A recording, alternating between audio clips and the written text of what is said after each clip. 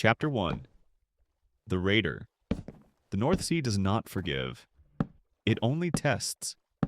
Somewhere in Scandinavia in the 9th century, a boy is born into a world of ice, iron, and endless water. His name is Ragnar, and the sea will make him a legend.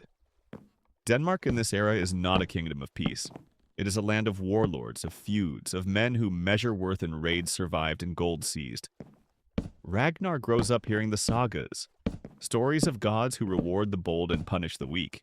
He listens, he learns, and he decides early he will not die an old man by a fire. He will die with a sword in his hand. By the time he reaches manhood, Ragnar has already built a reputation, not through inheritance, but through blood. He claims descent from Odin himself. True or not, it does not matter. Men follow legends, not lineages. Rival jarls underestimate him. A mistake every single time. Ragnar does not fight fair. He fights to win.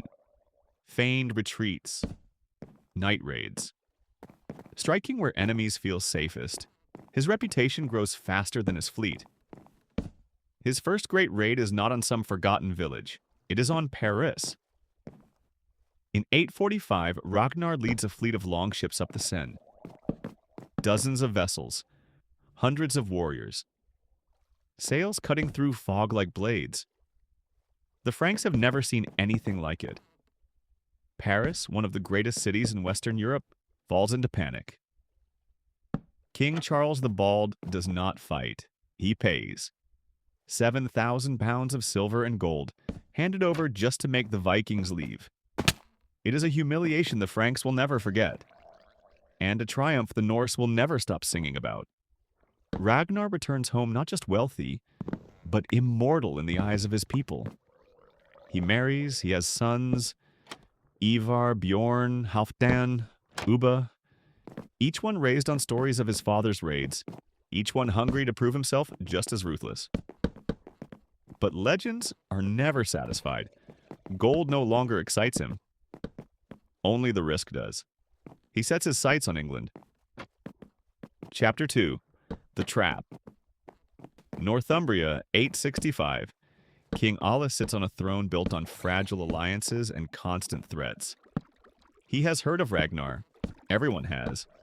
And when Ragnar's ships appear off the English coast, Alla sees not a raider, but an opportunity. Ragnar sails with a smaller force this time.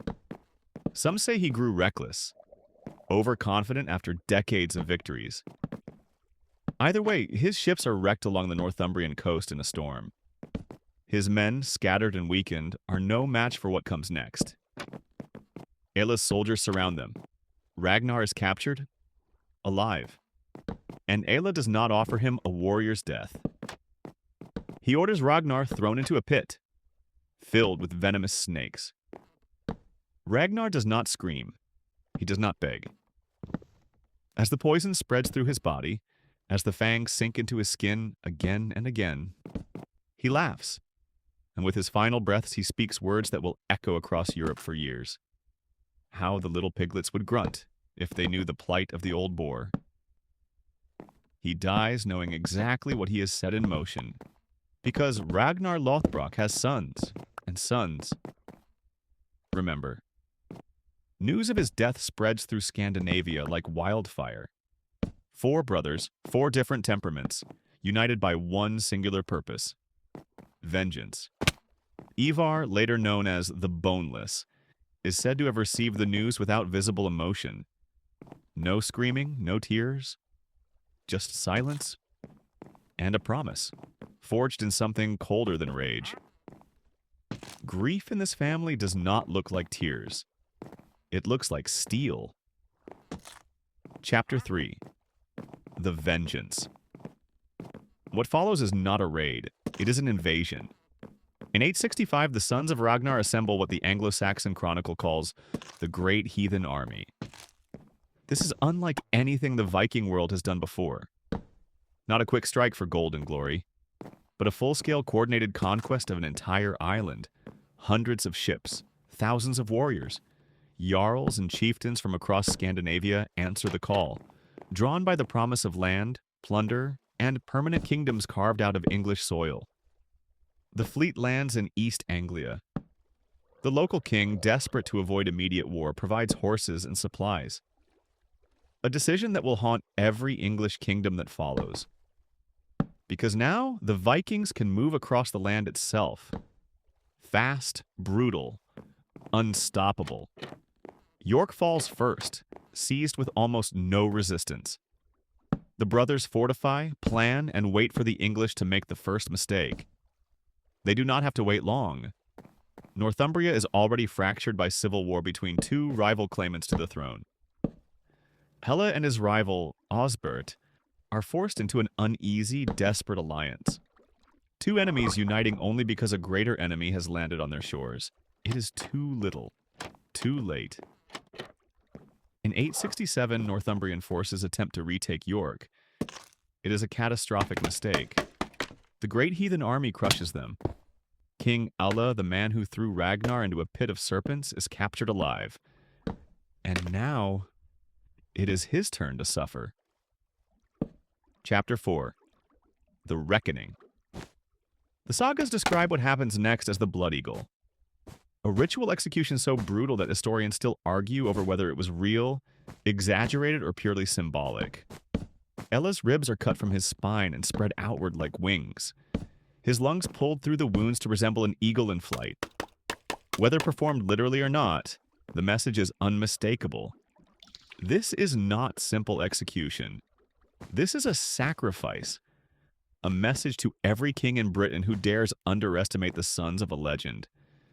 With Ella dead, Northumbria falls under Viking control. Ivar and his forces push further, conquering East Anglia and executing its king, Edmund, in a manner just as brutal. An act that will one day see Edmund canonized as a martyr saint. For years, the great heathen army sweeps across England. Kingdom after kingdom bends or breaks.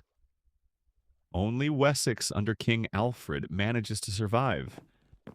Barely, and driven at one point into hiding among the marshes, setting the stage for decades of continued Norse-Saxon conflict. By the time the fighting finally slows, huge stretches of eastern and northern England lie under Norse control. A territory that will come to be known as the Danelaw. Viking law, Viking blood, woven permanently into English soil. Ragnar Lothbrok never lived to see any of it. He died alone in a pit, mocked by a king who thought himself safe. But legends are not measured by how they die. They are measured by what they leave behind. His sons turned grief into an army that reshaped a nation. And centuries later, his name still echoes. In sagas, in television, in the very idea of what a Viking is supposed to be. The little piglets did grunt in the end, just as the old boar promised.